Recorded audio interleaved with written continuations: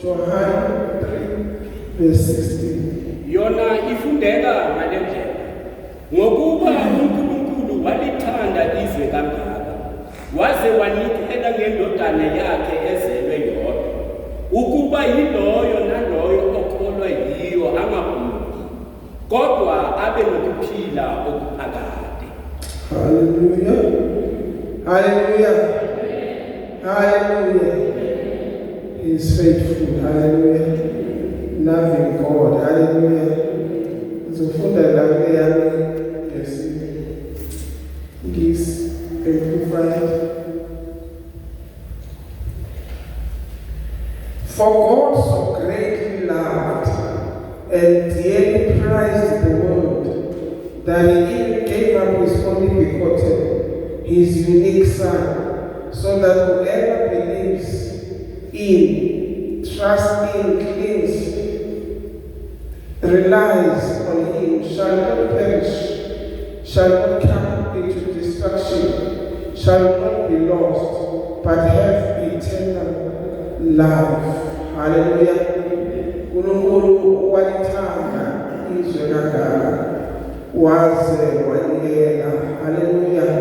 You know the Amplified iyangibusisa ngendlela into yakhona. God has greatly loved, greatly ngokukhulu kakhulu ngokumangalisayo walithanda izwe uNkulunkulu, walithanda izwe lingathandeki, walithanda izwe lijabulisiwe, eshilo ukuthi ngiyasola ukuthi why wenza umuntu, but ezisole njalo love filled his heart. Hallelujah.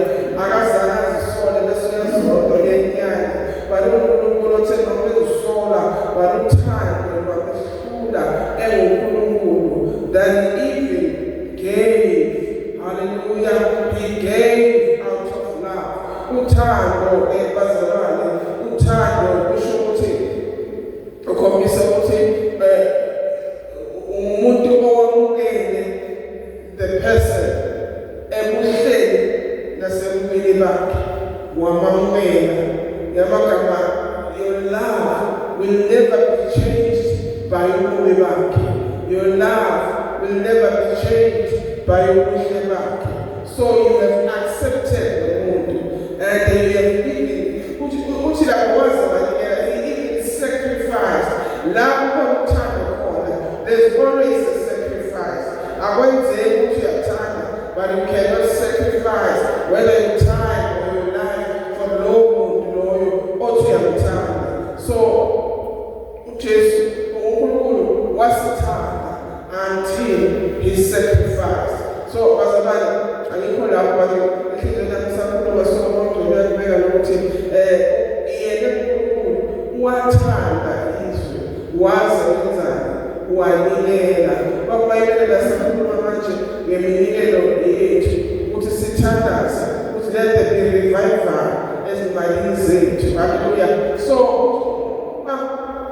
sinikele uNkulunkulu and sifuna uNkulunkulu asilethele okuchithimayo. Sifanele sinikele umnikelo kuNkulunkulu out of love. Hallelujah. IBhayibheli liyodlula konke. Profeta uShumayela ukhuluma ngezibili kuzodlula, but one thing shall remain, that is love. Thando luzosala. IBhayibheli akukho okwazokumelana nothando. Noma ungakhuluma ukuthi umuntu mayethanda umuntu uyamthanda, akakuzwa lokuthi ukhuluma ngayo, ngoba uthanda akukho okwazi ukumelana nayo. So even the demons that have come to kill, steal and destroy atshontshe izimali zasenkonzweni, lawo madimoni awanamandla when giving can come out of a loving heart.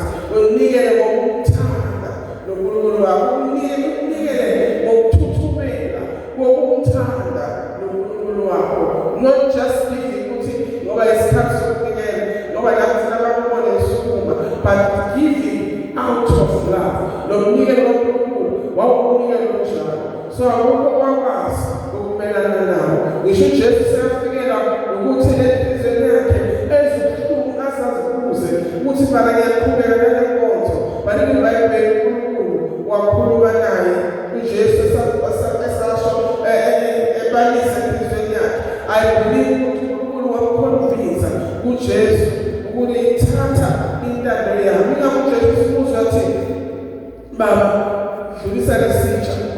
ngiyakini kodwa bakutando yakho ungakwenzeka eyakho intando ungayenzeke ngamagama wayesekabuswa unothando ubaba athande ngayo so intando kaNkulunkulu othandweni ayinakuvinjwa haleluya uNkulunkulu efuna imali uzoba nayo if you give with no other purpose because I'm a purpose of media but if you can just give out of love, who's God, I love you. I'm showing you my love. Inking a single cylinder is to see so. God is already. We are blessed. Hallelujah. What you look Abraham, mean I will be a shield. Who were Abraham? Is over a yellow circle Abraham and exceeding great reward is over wako isitalo sakho nomvuzo wako mina uNkulunkulu haleluya so uNkulunkulu sithanda ukuthi umvuzo wethu uma uNkulunkulu engema la ephethe izinto ephethe lento efunayo wena uyidinga kakhulu emela athi kuyizothatha into efunayo bayinika abagijimele esandleni sakhe ayothatha into efunayo ayothatha into efunayo ayothatha umfazi afunayo ayothatha imali opportunity of your overseas athathe yonke into promotion wonke riches singafika sithathe bona ngisho wonke umuntu ngisho uNkulunkulu athi uyithathe into efunayo but bambalwa mhlamba ngekho mhlamba ongakujimela lapha uNkulunkulu mina ngifuna the whole of you ngifuna wena wonke angifuni zonke lezi because once nathola wena you are my great reward you have everything esandleni sakho umunye uthethelwa yahamba yamphele but if I have you I have everything that you have as God sakho uNkulunkulu so uNkulunkulu is our great reward so wasenzela nomusa ngoKristu Jesu esiphambanweni wafa ukuze thina sisinde he said his only son and the Bible says he was the only unique son ndodana yakhe ehlukile kunabo bonke abantu wathumela yona yazofela izono zethu out of love hallelujah yamangalisa ukubona isiphambanweni I just want us to be reminded ukuthi konke njengoba sizela kunesiphambano ngelinye ilanga eseba wale uKristu wale nakiso hallelujah elekela mina nawe ukuthi impilo yethu yabisafana kuyamangalisa impilo yethu ifana every day ibendawonye kuyamangalisa so uma samukela uJesu siyamamukela ngelephakathi kwethu and we become pregnant with Jesus ngoba sekanaphakathi kwethu so sikhulelwa nguye ephakathi kwethu kumele ukuthi sesikhulelwe kuye ufike isikhathi la sizozala yena bese siyakubonakalisa nasebantwini but there are people abakhulelwe bangabheka ukusindisweni you are pregnant from that time pregnant for Jesus but even today you have not delivered him no one has seen your child oh Jesus oh yabayazi hayi ukhulelwe but for how long we should not know 42 years exactly but how much more the Christ owakufela esiphambanweni ulindele wena ukuthi makazalele ngempilo yakho but you're pregnant for 10 years you are pregnant for 20 years it's so amazing uma ngabe urecognize amandla wesiphambano sakhe phezu kwempilo yakho kusukela manje or before manje kufanele ngabe sokuzele wangabe sekukhona lokhu uNkulunkulu akukhombakalisa ngawe ngoKristu phakathi kwakho akukhombakalise ebantwini uNkulunkulu umusakasisise take the cross serious ungasithatha ngendlela encane wawenza umsebenzi uNkulunkulu akuvune khona la 103 amahubo Psalm 103 Start with this one. Start with this one. Mbonge uJehova mphefumulo wami. Bonke okuphakathi kwami babonge igama lakhe elingcwele. Mbonge uJehova mphefumulo wami. Ungakhohlwa imisebenzi yonke yakhe yomusa. yena othethelela zonke izono zakho, owelapha zonke izifo zakho, okhulula ukuphila kwakho ekubhujisweni, okuqhelisa ngomusa nangokubeka, osuthisa ukulangazela kwakho ngokubi. Amen. Amen. So let's put that point. Lapha makubheka lezi ngibona amandla wesiphambano. Isiphambano eBhayibheli Jesu wafa wafela izono zethu ukuze thina sisindiswe, ukuze thina sibuyisane naye.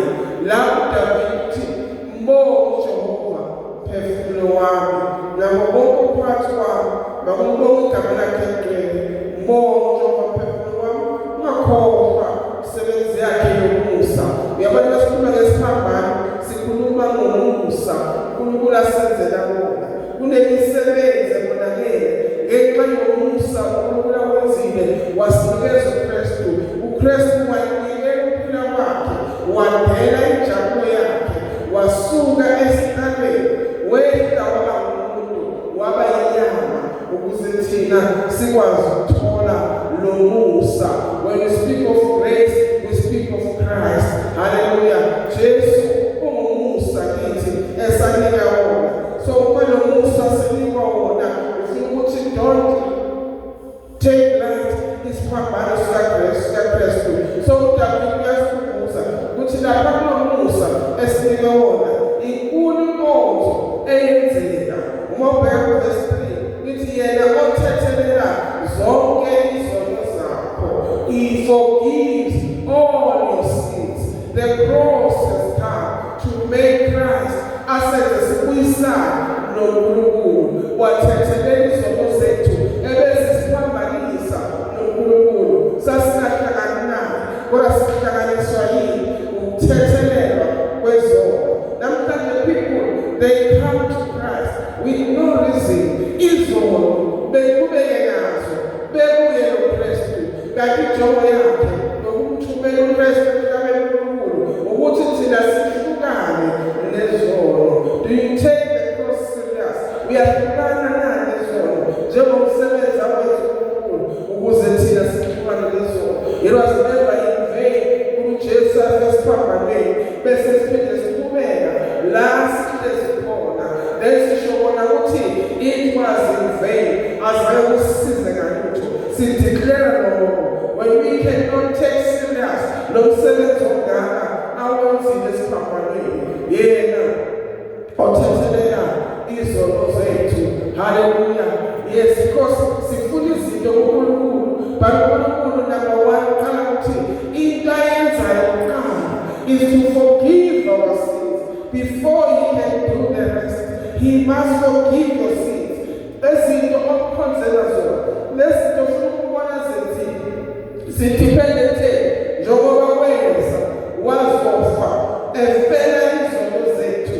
Wayengafeli ukuthi thina sithola amakambe nani sifuna, but wayengafeli ukuthi thina sithethelelwe izono zethu sibuyisane naye. That is why Psalm 103 uqala ngakho David ukuthi the only thing, important thing, the only subject was to separate people from their sins. Number one thing, you're going to the rest of now. Before also, just go back and look around your life.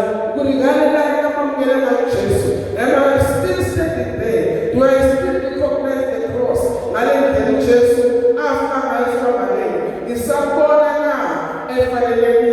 Have I asked him to forgive me my sins? And is he still there for me? Could I forgive and tetelele izono zabo? Because people are waiting for healing. People are waiting for miracles. But what about the cross? The finished work he did as Papa made. And Zelamina now, which is suicide line. I in the Bible was because of Peter or Paga was a humanist nesono walitanda izolanga wafuatilia endala yake ukuba ilona loyo osophola liyo lo osoya umela pilo yake will never be the same. impilo yakhe will be a changed life, and everything shall be added as elokuhlobo noKristu Jesu. Usho njalo Davide uthi yena owelapha izono yena athethelela izono zenu abese uyadlula athi khoma abese enzeni nowelapha zonke izifo zenu. We are expecting to see God esiphilisa enyameni bagulayo bafuna ukuphila lapho nakhona vele ithuba lokuthi na uyelapha ngale bayathakazela uyaphila siyagijimela balinde balulekile belethu uhlubo ungakagijimi nokuya lapha balube nomehluko empilweni yakho ungaqala ukuthi let my sins be forgiven ube umuntu oconfess izono ungaseyize isiphambano sakhe. He died that we may be saved. Yes, after salvation yonke into izokwenzakalela egameni laJesu. Akuna magic. uNkulunkulu bayekele ama-principles wakhe uwabekile njalo ukuthi kumele kwenzeke ngale order. So uDavide ebonga kwabasuthi vele yakubona ukuthi wayephushwa nguMoya oNgcwele akaphambanisani izinto akasho ukuthi kuqala lo ophilisa izifo zethu kuqala bese athi lo owelapha izono othathelela izono zethu. But he started with the important key le uKristu wasinikela ukuze asifele ukuze sibuyisane naye esiphambanweni. Yabona umuntu masekaseduze kwakho there's nothing yakhodlela yona ngoba sokumlethile eduze kwakho. So uJesu esekuwe ephakathi kwakho nakanjani zonke lezinto ungakhona ukuthola ngoba zikuye egameni laJesu Kristu. Hallelujah. Number 5, verse number 5. Uthi wenzani? Usuthisa ukulangazela kwakho ngokuhle. Ubusha bakho bubuyiswe njengobukhosi. Hallelujah. Usuthisa ukulangazela kwakho ngokuhle. Nomagama izono zakho zithethelelwa. Ama-desires wakho wonke, izifiso zakho zonke uyazisuthisa. Le ndalo nayo lezinto uyayisuthisa as long as wena ubuyisele naye waba naye. Khumbula isiphambano all the time. Once wahamba ukhohlile isiphambano ziyaphambana izinto zakho, but uma uzohamba usiphethe ziyalunga izinto zakho. So ubuyise umphefumulo wakho noNkulunkulu osuthisayo imphefumulo yethu ngokuhle nokulangazelela phakathi kwethu uyasigcwalisela wona ngoba sesidlule kuphi lapha ekuqaleni ekuthethelelweni kwezono. Ngoba izono babeli noma sithandaza uthi uNkulunkulu nomprofethi wakhe uthi bayakhuleka kimi but inhliziyo zabo zikude nabo. So bayathandaza but when I cannot hear imithandazo yabo abakwazi ukuyizwa ngenxa yobubi. Kusho ukuthi all the time khumbula the finished work of the cross phezu yakho ukuthi I need to keep one thing kulisono masikaqalile. Yabona ezinye izinto ngeke usazicela ukuzicela uma nje ungahlala ekutheni angifuni isono empilweni yakho. One job efanele wena, the rest God will restore. Hallelujah. Ithi iBhayibheli wenza njalo. Suthisa ukulangazela kwakho ngokuhle. As long as you keep the cross, as long as you keep the blood, as long as ungakhohlwa ukuthi konje mina nokuthi ngifuna uKristu abe inkosi nomsindisi. I will never miss that point because bambambe lethethelelo lokuyisana naye kuphelele. Everything will bring to me egameni laJesu. Bathi ubusha bakho bubuyiswa njengobukhosi. You don't have to pray, you don't have to buy expensive stuff for ubusha bakho, but ubusha bakho as long as you shall see nakanjani ubusha bakho buyarestore, you will remain young because you love isono. Yazi isono siyababa sifana nomdlavuza sibuhlungu isono siyakwenza ukuthi nakugcwele isono uyabona nje nasebusweni ukuthi kubili isono nasemzimbeni wakhe izifo ziyema ngeke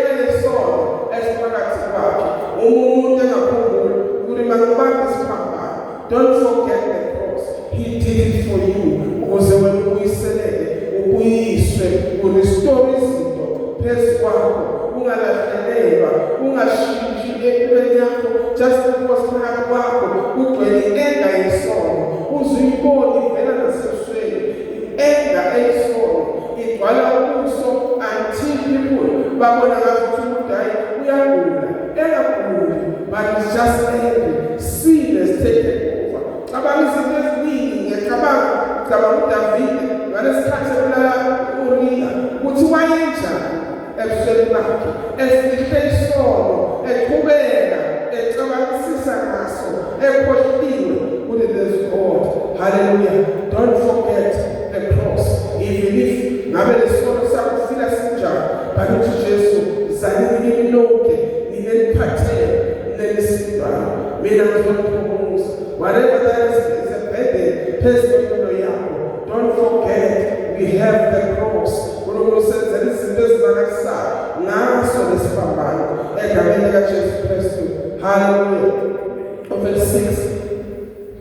Verse 6. Yes. uJehova ubenzela bonke abacindezelwayo ukulunga nokwahluleka. Hallelujah. Abacindezelwayo ubenzela ukulunga nokwahluleka. Lapho khona ulinyazwa khona ungenamandla. There is a great judge. Jesu uyafika akhulume justice ukuze ngisho yokwenzela kabi aze abuyele ukhulule ubenzele umusa aphinde futhi abakhulule egameni likaJesu Kristu. Hallelujah. Hallelujah. Bonke abacindezelwayo righteousness ukulunga kaNkulunkulu justice kaNkulunkulu iyafika ngenxa yawamvini ukuthi babambe isiphambano. Bambe isiphambano, yekela zonke izinto lezo zenzayo ezifunayo, bamba phela the cross. Don't forget umsebenzi uNkulunkulu awenzile empilweni yakho egameni likaJesu Kristu. Hallelujah. Verse 7. Yes. Wamazisa uMose izindlela zakhe nabantwana baka-Israyeli izenzo zakhe. Hallelujah.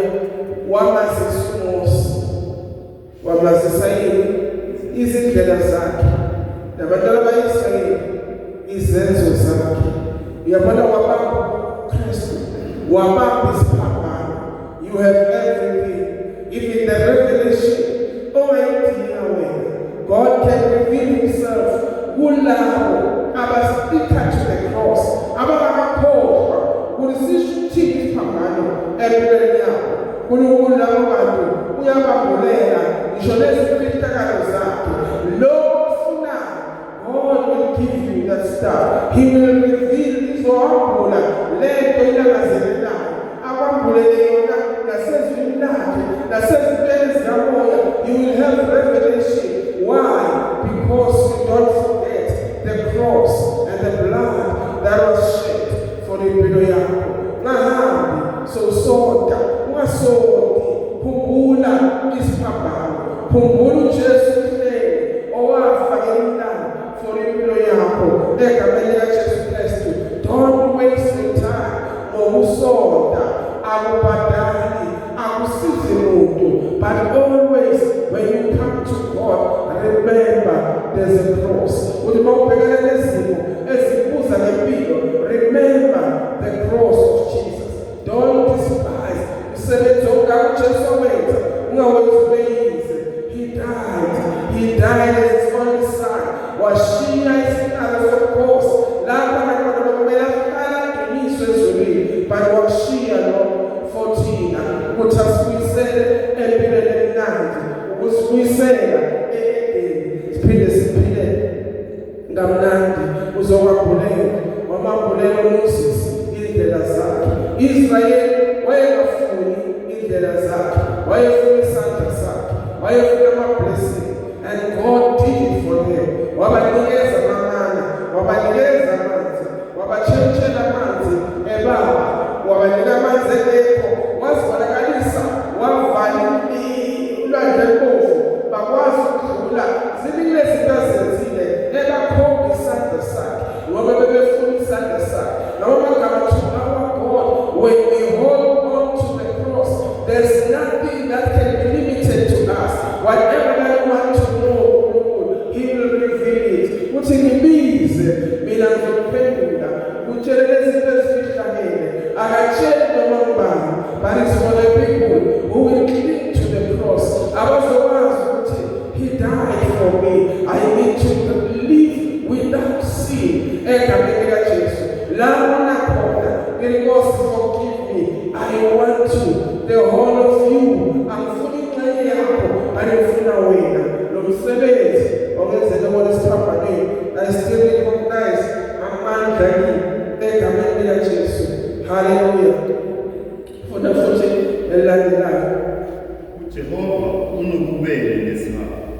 wephuza uthukuthele, uvama umusa. Haleluya.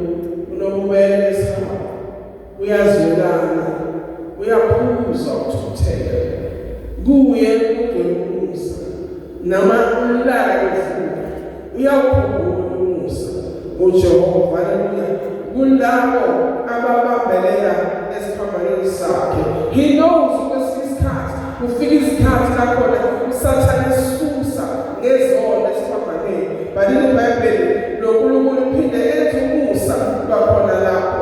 Ingakho Romans chapter 8 verse 1 lithi akusekho kulapha kulabo uKristu Jesu. Noma ngabe uKristu isono sifikile, safuna ukubona wena uphambana noKristu, kodwa mawubuyela kuye iBhayibheli akakulahi, uyakunikeza i-justification, akubheke njengomuntu ongakaze one, akusenavalo phambi kwakhe, akusenakuzenyeza phambi kwakhe, uzibona umncane phambi kwakhe, kodwa ilindele uvuka isono sakho, ukwenza ube ngongenasici, ususa konke okukhona obekudale isono phezu kwempilo yakho. Musa wakhe uyavama egameni likaJesu. Number 9. Akathethi njalo njalo, akagcini intukuthelo yakhe kuze kube phakade. Haleluya. Akayigcini intukuthelo yakhe kuze kube phakade. Akathethi njalo njalo. He's so merciful. Nakithi basicela umusa, uyahamba nawo umusa, uyasiphisela umusa loNkulunkulu. Akathethi njalo njalo ngenxa yesiphambano esikhulumayo nesinamandla. Haleluya. Futhi impilo